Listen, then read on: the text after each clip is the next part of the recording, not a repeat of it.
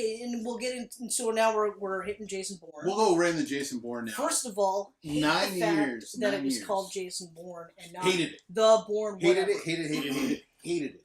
As soon as they were like, the official title is Jason Bourne, I was like, what the fuck? I went, oh, because I was pumped. You got Damon back. You got Greengrass back. I was like, whoa. You know, you got a script from one of the cinematographers. Greengrass came back, so Damon came back. Yeah. Yeah. One of the cinematographers with Greengrass. Yeah. They hammered out this. Tony Gilroy is not involved in this Probably movie. Damon as well. They all probably worked together to work this out. Because apparently Damon and Greengrass hate Tony Gilroy. Oh, yeah. That's what I understood. Whatever. I don't know any more than that. I don't know anything about it. I don't care. I do feel, though, that Gilroy not being involved with Jason Bourne was felt. Oh, 100%. Was felt. Because my first note is, this felt like a generic action movie instead of a proper Bourne movie. Yep. I'm out. Oh, that's it? No, yeah, one point. Right. No. Okay. No, it really does, though. Like, right from the start, right to the finish, there was nothing special about the movie. Which is really shitty. Hold on. They showed you the greatest hits from all three movies. They did do the greatest hits. Yep. You had the opening intro with that cool little weird horn harp thing. Mm-hmm. Da-da, you know? But, which my dog loved, by the way. Of course. She's like, what? Yeah. What is this Jesus sound? Christ. That's Jason Bourne. I'm assuming that's what she said in. Hell yeah. Yeah. She's a vulgar dog. Right away, like when I saw the trailers and they showed a jacked up Matt Damon one punching the dude, I was like, okay, alright, this is interesting. Because like the previous movies didn't really do much of a like beefcake shot for Matt Damon. No. You know? They didn't. They didn't make it seem like he was a powerhouse. He was just a good fighter. And he was just a good fighter. Was able to outfight guys. Not like, boom! Out. Yeah. It was awesome. It's cool. It's just... 10 years later, maybe he is a powerhouse now. I don't know. It was weird for Jason Bourne. For me, as a fan of the movies, it was weird for me to see that. I still think it's cool. Mm-hmm. The thing that what bothers me about this movie is they touch upon a lot of really cool ideas, but never really settle on anyone to sort of go with it. Like, they talk, like, even just having Bourne do these back alley, like, fights, fist fight brawls, bare knuckle brawls or whatever for money is weird, because you're like, okay, well, he was sitting on a ton of cash, right? It just seemed weird that that's what he was doing. Yeah. And if I were to come up with a new movie or a reason to continue the franchise, I would have had Bourne do something similar to what he did in Supremacy, because at the end of Ultimatum, he remembers everything, right? And I like that they said, well, you remember everything, but you don't know everything. I was like, that's cool. Yeah, well, even this starts off with him going, I remember everything now. Yeah. But then later on, you realize he doesn't remember everything. Well, no, because it's, I remember everything. And then she goes, yeah, but you don't know everything. Yeah. And, okay, that's fine. But if he remembered everything, well, now wouldn't, like, I thought it would be kind of neat if he's going through his catalog of people that he killed, go to the loved ones and just say, hey. Yeah. You know? Okay, that works. You know what I mean? And just sort of say, look, I'm the reason. And you can continue the storyline, because eventually someone's going to go, Bourne's still alive? I fucking hate that guy. He killed my parents. He must die. Right? Mm-hmm. And now you've got a whole new movie of somebody trying to kill him, and it's kind of the same as the other ones, but it's different because it's not the government. It could be. It's just someone else that wants to kill him. So now the only reason why he's back into this is because someone knows he's alive. They want to kill him. Rather than Nikki finds him out of nowhere, because the last 10 years, Nikki's been like this super intelligent, knows how to fight person now. Never mind that she comes across a file that shows that her dad was, or his dad was actually the creator of the program, that Treadstone program, right? And feels like she has to tell Bourne that. Yet she finds him no problem. Well, the CIA had no idea where he was. Yeah. But, did you like the USB stick that said encrypted? Yep. Did you like that? Big fan of it. Yeah. Did it make you feel really smart? Yes. No. It was encrypted. The second I saw that, I was like, oh my god, really? And then after she finds him and tells him this, we get a complete copy of Marie's death in Supremacy. Which pissed me off because that sequence was actually really cool until she got on the back of the motorcycle with him.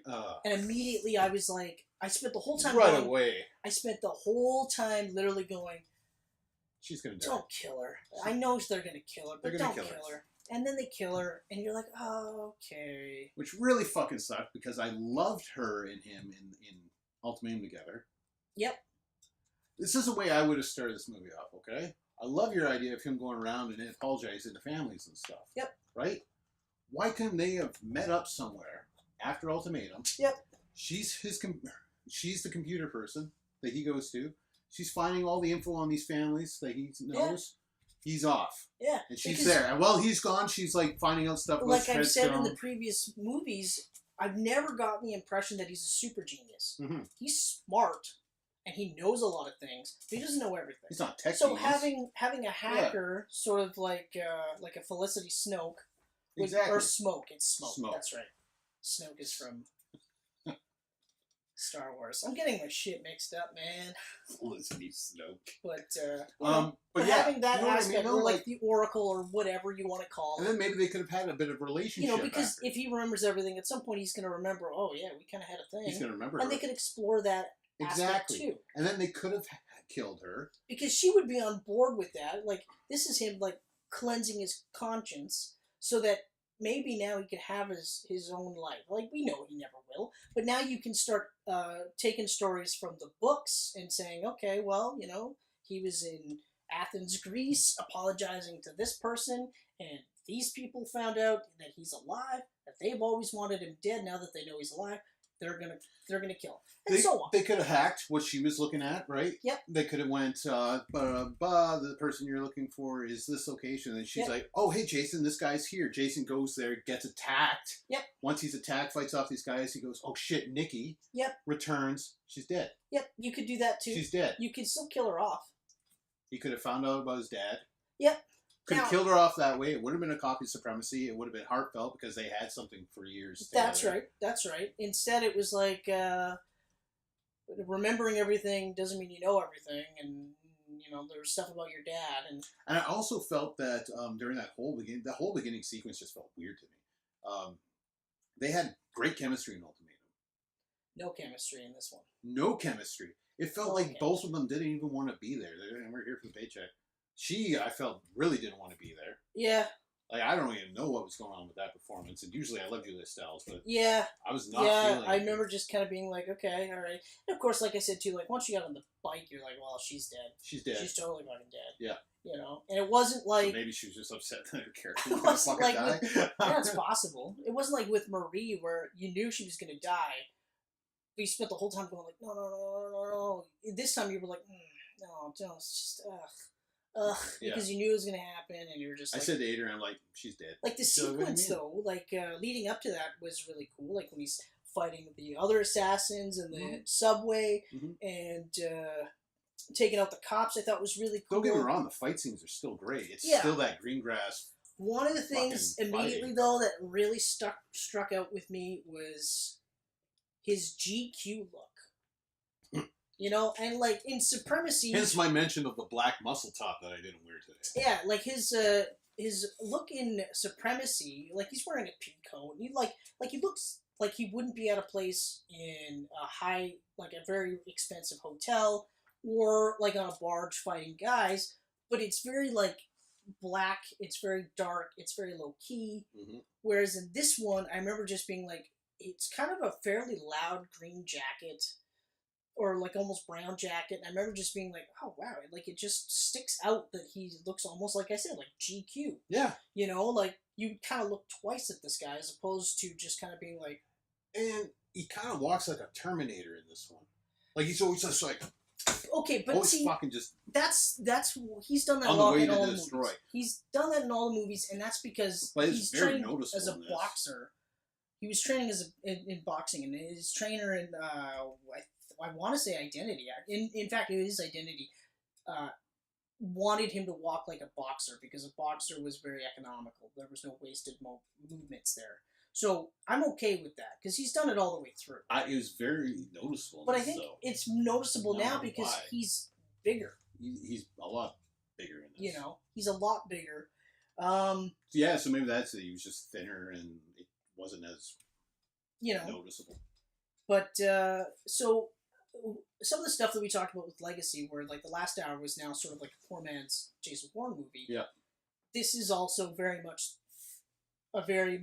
like it hits the greatest hits of Bourne, you know, because you have your hand-to-hand combat scene at the end, which was great. Mm-hmm. It was a really good fight scene. Yeah. I really liked it. I liked Vincent Cassel's Acid character, and I'll touch more upon that. You had the big, huge, crazy car scene, which, honestly, after a while, I was like, is this still on? It's way too long. Dude. And it actually took me out of the movie because I'm like, I can't really take this seriously. It's ripped out of Grand Theft Auto. Because he's got like the cop van. Yeah, Adrian was like, that is the most indestructible cop van I've ever seen. You know, it's a cop van and it's like that Dodge. He's driving through traffic like he's in a Batmobile, like a tumbler. Yeah, and I spent most of the movie wanting to love the movie. And it was kind of like with Spectre. I remember coming out of Spectre and the same thing where I wanted to love the movie because I loved the previous trilogy. Just like with Spectre, I loved Skyfall. Mm-hmm. I wanted to be like, yeah, fucking right, you know? And I came out going like, there's things I like, obviously, you know? Like the action is, for the most part, great. The car scene, too long. Too unbelievable. The car scene was too long, and I don't like, the asset was trying to get out of that building. He was trying to get away. Yeah. Why would you grab the craziest fucking vehicle and start ramming through? See, here's one of the things that I liked, and I liked that they touched upon this, because you never think about this, is the asset, you know, wants to kill Bourne because Bourne outed Blackbriar. That I thought was cool. So he lost friends, you know, and he feels like he's a traitor. What did they say? He was tortured for 2 years? Exactly. So he was tortured. He lost friends. You know, like all this stuff happened. And I love that they touched upon that because in the movies, you're always just like, yeah, fucking rights. Smash the government, the shady corporate sons of bitches.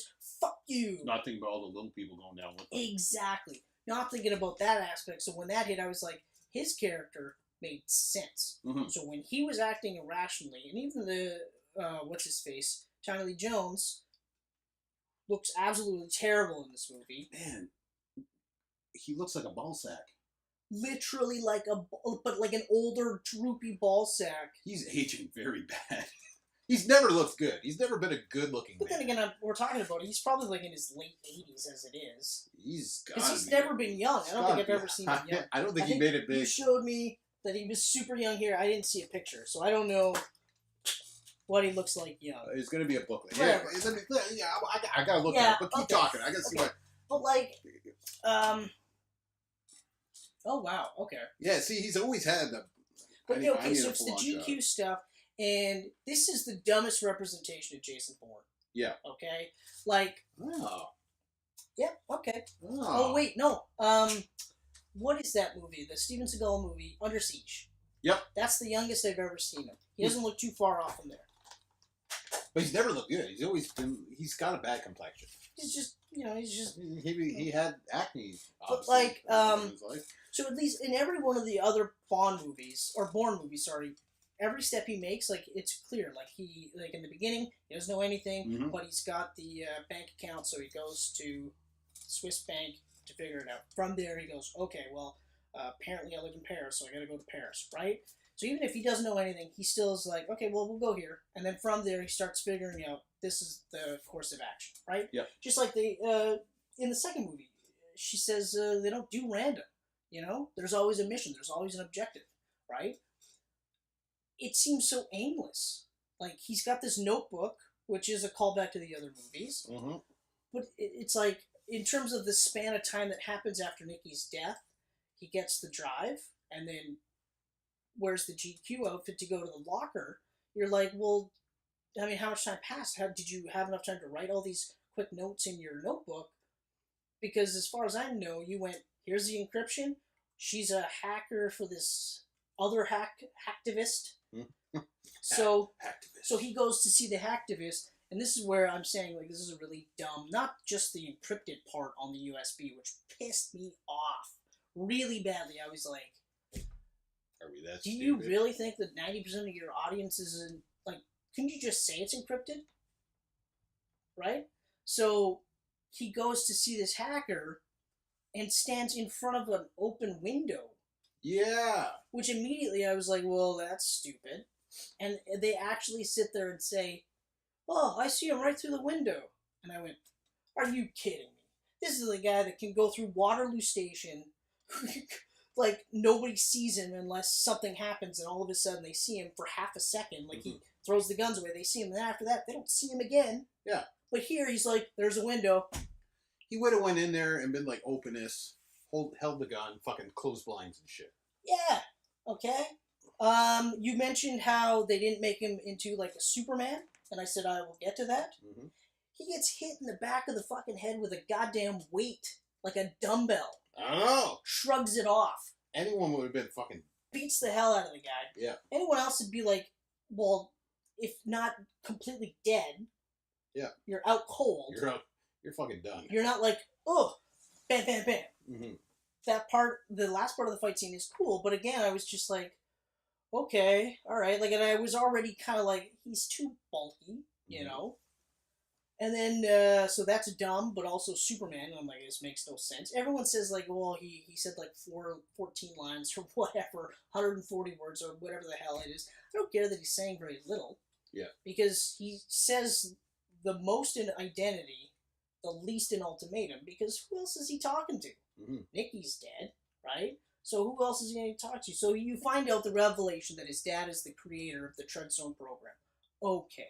You find out that they were scouting Bourne beforehand, and Bourne's dad was like, hey, no, not with my son. So Bourne's dad gets killed because that's the impetus to get him to join Treadzone. That's fine. I actually thought that was all right. Yeah. When they do the further flashback and have the asset be the guy that kills Bourne's dad, I went, you didn't have to.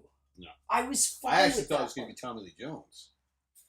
That actually would have worked too. That would have made more sense to me. That would have worked too, but I was just like, because you didn't need to do that with the asset, because the asset was already going to do whatever he could to kill Bourne. Yeah. And you could have still done the fight scene, the abnormally long, ridiculous car chase scene with the destruction and everything. You could have done all of that, and Bourne could have still killed him because he has to. It's either he dies or I die, right?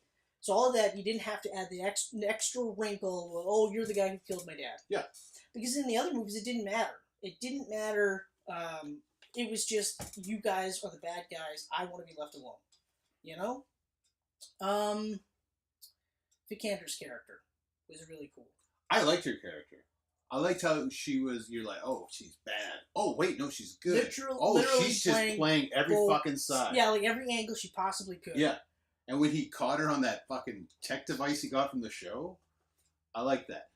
What I didn't like is that it sets up another movie that probably won't happen. Because I don't think they're going to make another one. They're not. I think that's it. I've looking into this quite, because, like, I mean, I feel like they should do one more movie and sort of end Damon's role as Bourne, and then do the Bond route. I think they should do the Bond route. Yeah, I think they should. I really wanted to see, now I know we'll never definitely see this. Yeah. I wanted to see a crossover between him and Cross. I wanted that reason for Cross to even exist. You know, like, I thought he somehow was going to come into this universe with Damon. Obviously not going to happen now because Tony Gilroy did that. Everyone hates Tony Gilroy. Yeah. It's not going to happen. Yeah, like, I mean, the way they ended it is a piss off because they don't do it in the way the other movies do it, where they end where you could go, well, you know, this could be the end. Like, even Supremacy. Supremacy ends and you're like, okay, this could be the end. This was a cliffhanger. This was literally like, tune in next week, you know? And, I mean, they still kind of, they could do the, well, now Bourne gets contracted out. So now, like, when they need Bourne for these missions, they can say, hey, we need you to do this, this, and this. And you could further the storyline that way, and that's fine. I just, like I said, like, he's, not that he's a super genius because I've said no, I don't ever think he is, but he's really dumb in this movie. Mm-hmm. And it never feels like he's leading. He never feels like he's one step ahead of anybody. No, he always feels like he's just kind of going through the flow. The whole movie was very unnecessary. And I think that's probably my biggest problem is I don't want to admit that it. After all these years of wanting it, you get it, and you're like, maybe I shouldn't have wanted it. Yeah, like it didn't need to happen. Because Ultimatum was such a great ending. Yeah, such a great ending. Especially because like, even like when you hear that they're making a movie and Damon's back on and Greengrass is back on, you're like, oh man, and you get in your head that it's gonna be like, oh, they could do this or they could do that or they could do this, and then this happens and you're just like, huh. That's why I think it's very unfortunate that they don't like Tony Gilroy. Because to me, the three of them here's the thing, though, made good movies. Here's the part that gets me is like, okay, so you don't like Tony Gilroy, but wouldn't you want somebody to kind of keep you like in check? With the series? To just kind of go, hey, yeah, but what about this? Or what about that? Or even just someone to say, hey, what was it? Like, even just something as simple as, so when they do that big, huge Las Vegas crash scene, like Grand Theft Auto, sure, there's the cop helicopter following them. That's really it. That's really the only police presence you feel once they leave the hotel, right? Mm-hmm. But you get that, and I remember distinctly watching this and just kind of being like, oh, of course. They have a spotlight shot of the asset. Bourne is totally not in. they catch the asset. They don't catch Bourne. And I remember going like, oh, of course. But like even but yeah, like you would have somebody to say, hey, okay, guys, could we shorten that up, or could we make it a little bit more believable? Because when it happened in New York, it was blatantly obvious that it was happening in New York and it was causing ramifications, but it didn't feel like it wasn't really happening. You know what I mean? Like, you felt like it was actually happening in New York and there was ramifications, where in this, it just felt like, okay, like, nobody gives a shit, right? Like, you're tearing up this entire freeway, no cop shows up except for the helicopter. Yeah. You know? You're in Vegas. There should be cops everywhere. And even after that, no cops are, like, they saw the asset go into the parkade. No cops show up in the parkade. No nothing. You know what I mean? Like, there's like so many parts where I'm taken out of the movie and I'm mad because I shouldn't be. You know? I liked, like, I'll get back to Vikander's character. I liked that her character played all these angles. I loved her character. I thought she's a great actress. And she really went head to head with Tommy Lee Jones and held her own. Yeah. You know? I didn't really like Tommy Lee Jones in this. It was a retread. I remember just being like, oh, of course. Like, I'm comparing him, watching them in a row, I'm comparing him to all the big head honcho guys from the originals. But I remember the reviews where they even said, so Bourne comes out of hiding because yet again, the shadowy government is doing something shadowy, and it links to Bourne. Yeah. Tommy Lee Jones is the big bad guy. Yeah. Who set it up that his dad gets killed. Mm-hmm. Who works with what's his name? The creator of that Facebook platform. Yeah, I don't remember his name. The whole thing felt unnecessary, though. Like, well, we're in the tech age. Okay, I get it. Yeah. It doesn't have to fucking just. It doesn't have to be like a Facebook thing. Yeah, or a Mark Zuckerberg character. He was good in it. He was very good. I wish I would have wrote down so do I. His name. Sometimes I'm like, maybe I should take notes. But Facebook creator dude, we like you. Even the scene where, you know, like they have all those tech things where Bourne steals a bunch of the tracking devices, and I thought that was weird that they would just have that freely, like in a fucking candy bowl that you could just whoosh. And no one notices it. You know, he had a hat on. They didn't. He had a hat on.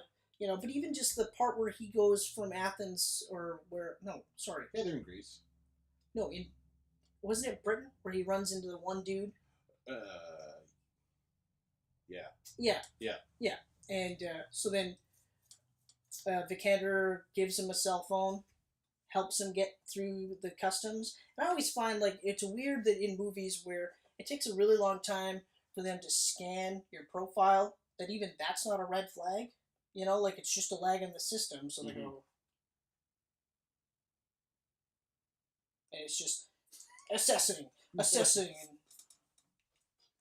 taking a while.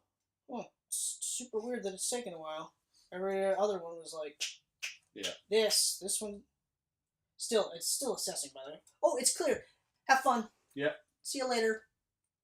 Enjoy yourself in Vegas, you know? Even the fact that she gave him a burner phone and it's a fucking iPhone. You know? Yeah. Like, I mean, I liked your character. I love how she was playing all sides. Yep. The way it ended. Yep. But at the same time, if it wouldn't have ended like that, I could see a spin-off series with her character. No, I don't. No? You don't think it could have happened? No, because the way this movie is set up... Well, okay, explain how the spin-off movie works then. Give me that. Well, it obviously would have ended the way it did. Right. And then... But it could be about her agent, you know, getting a new team together or... Okay. Anything. So it's really. kind of like Mission Impossible then? Sure. Okay. Funny story. Out of the 3 movies, the big spy movies that came out, I think all within the same year, give or take, it was Spectre. Yeah. And it was Jason Bourne. And it was Mission Impossible, Rogue Nation. First time Hunt and Bourne and Bond were all up against each other. And it's the first time that I flat out, unequivocally said Mission Impossible was the best of the best. Yep. Okay? And Rogue Nations and Spectre have a very similar plot. Rogue Nations is so good. Mm-hmm.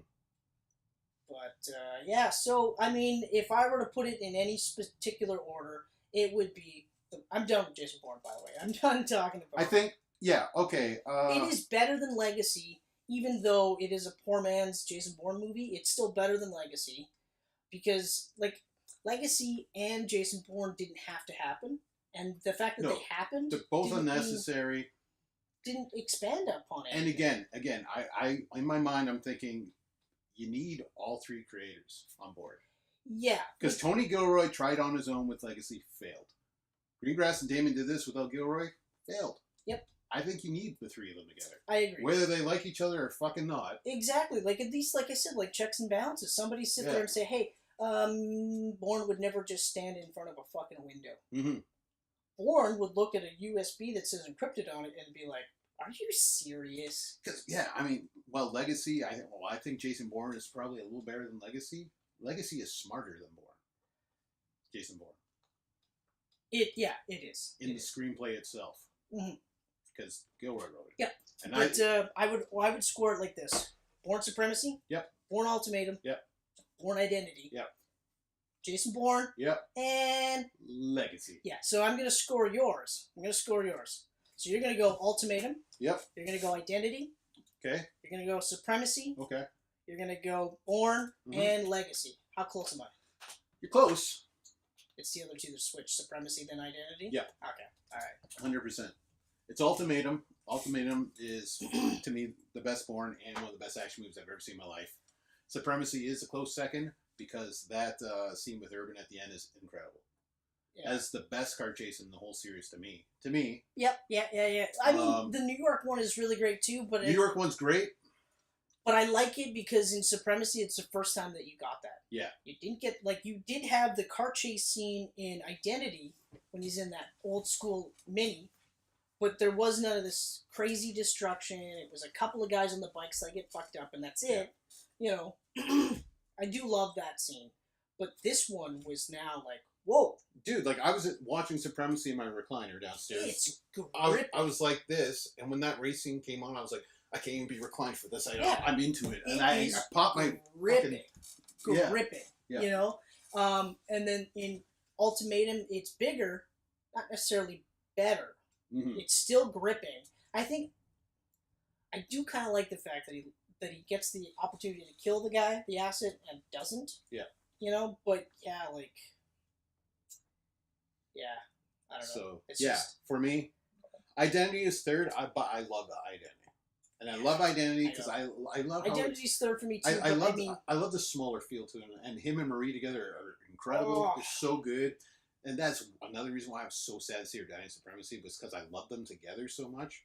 But again... And it's still, it's one of those, like, hauntingly beautiful scenes where she's dead, and she's floating, and it's that green water, and you're just like... It was, and plus, him floating in the water was our introduction to him, and it was our goodbye to her. That's right. And Exactly. I thought that was really, you know. That's actually a great point. I never even thought of it like that. And you're right. Like, it's just crazy that you said hello to him in the water. You said goodbye to him in the water, but you got to see goodbye to her in the water, and it was not good. No. This wasn't like a... Just fades from sight, whereas identity, it faded in on him. Yeah. And that beacon flashing. And, yeah.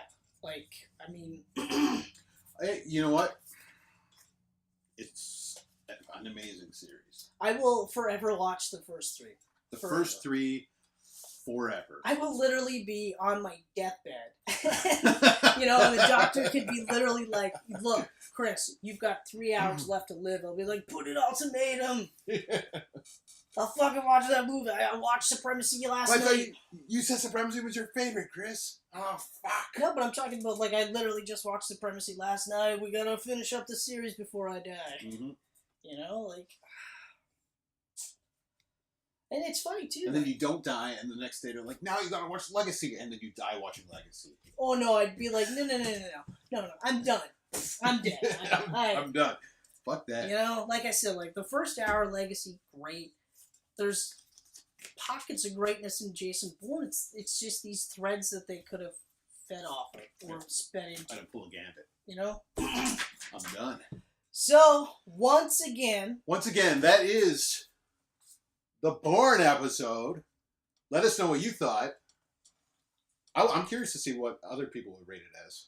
So would I. Like, I mean, I'm sure no one will because we've only got like 4 views on our last episode. But hey, one day people will like us. At some point, it'll happen. One day they'll like us. Yeah, and go buy this set if you have a Blu-ray player. Fucking nice. Chris has a DVD set. It comes with a passport. Also very cool. So, anyway, on that note... Discover new Dove Men Plus Care Foaming Body Wash. A Dove commercial. I was going to end it on a cool note, but we'll end it on your Dove commercial. Ah.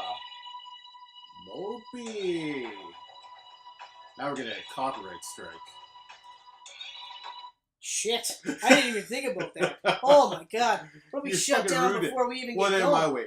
Oh, we need to copyright anyway because we're talking about fucking movies. I don't know. Whatever happens, happens. To quote another one of my favorite series that has nothing to do with Bourne. Thank you, everyone. And remember, I fucked it up. I fucked it up, Chris. It was going to be so funny. It was in my mind. It rolled out. You were laughing. It was a good time. So anyway, try again. Some motherfucker's always trying to ice skate uphill. That is actually one of the best Blade lines ever. Hey. Thanks for watching, everyone.